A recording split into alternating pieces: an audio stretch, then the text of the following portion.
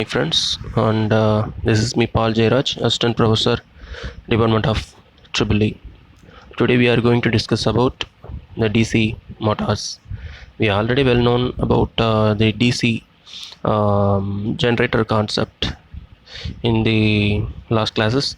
Construction wise, DC motor and DC generator is completely same, so we can utilize that diagram and the explanation like commutator and brushes and stator and rotor side windings, that like field windings. We can use those everything, and especially DC machine means normally motor and generators are included. Especially motor side, we have two types: AC motor and also DC motor, depending upon the utilization of power supply. That means alternate current or direct current based. We have to mention that one is DC, then motor or AC motor. In that generator wise, we have the generator and motor. Basically the energy conversion is major part.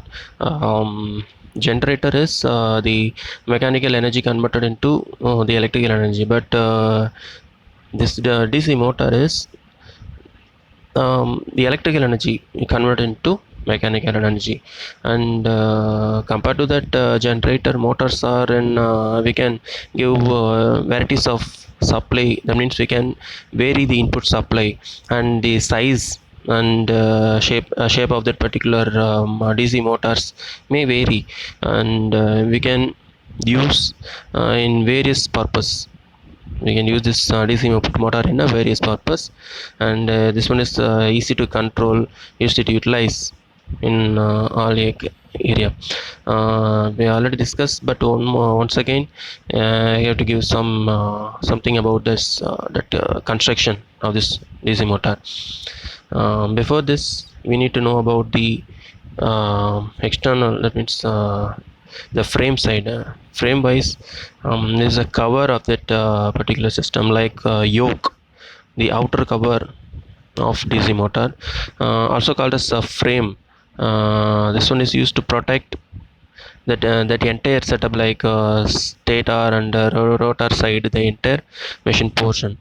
This iron yoke is a iron body, uh, also used to complete protection of the magnetic utilization inside of this setup, yoke setup. Material wise, this one is used for cast steel, cast iron, silicon steel, like that. Next one is the stator side.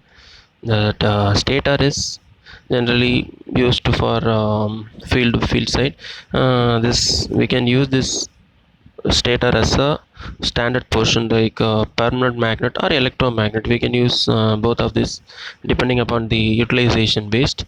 mm, this stator is completely surrounded to that particular rotating portion. Stator is also, we have to use the coil wound on that particular pole. That means that field coil, um, that field winding is also called as the exciting winding. Material wise, we can use as a copper coil, uh, and pole side, we have to develop magnetic field to generate from the north pole to south pole. Next one is a rotating portion, is also called as armature. That means rotor side is also called as armature.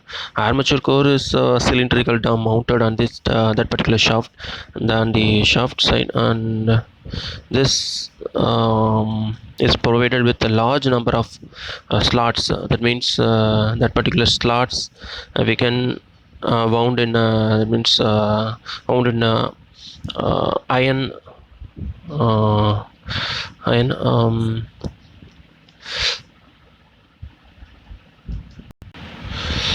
Okay. Armature conductors are placed in that particular slots, and next one is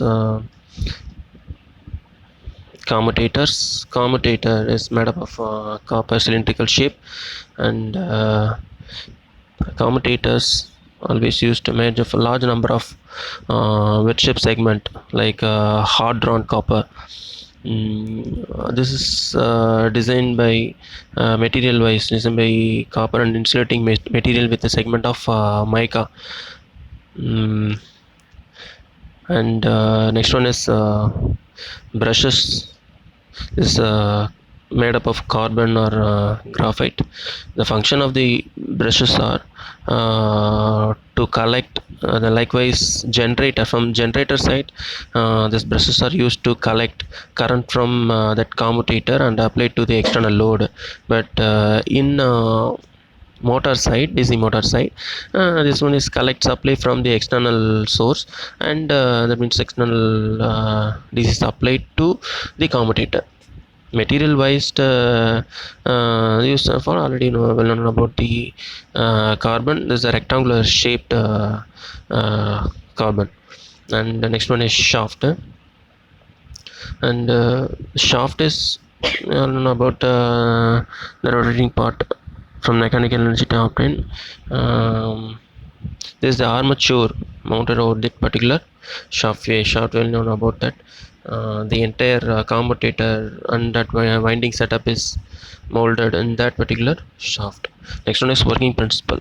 Working principle wise, this entire setup is looks like DC generator. So the possibility of generating EMF like we mentioned here, it is back EMF. So the back EMF already we see about we discuss about this EMF equation in that DC generator concept, like generating EMF EG equal to by PZ and by 60A. That's the generating EMF. Here the minimum amount of back EMF can possible to produce. So here we can mention that back EMF as EB. So the formula is EB equal to by PZ and by 60A. N means the remaining thing we already know by the flux per pole. P is the number of pole. EB is back EMF, and N is the speed. And working wise,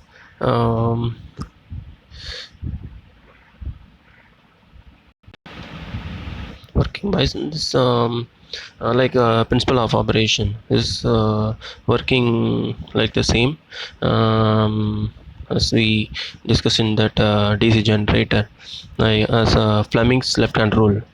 In that Fleming left hand rule, the thumb finger is for motion, that conductor, and the next finger is field direction, like between north pole to south pole field direction. Then the middle finger is the current flow direction. That means in the DC generator side, where the current direction from that armature to the out external load, but here the external power supply given that current to that armature. And the working of this DC motor is, we have to given the DC power supply to the entire setup, like that means a permanent magnet or electromagnet. In the type of electromagnet, we need to give separate power supply to that that particular winding portion, that like north pole side, north pole to south pole side winding side. And also we need to give DC power supply to that single bounded, that means single turn copper coil avail between two poles, and this is a current carrying conductor, and this one is experienced because of that north pole to south pole field already going between the two poles.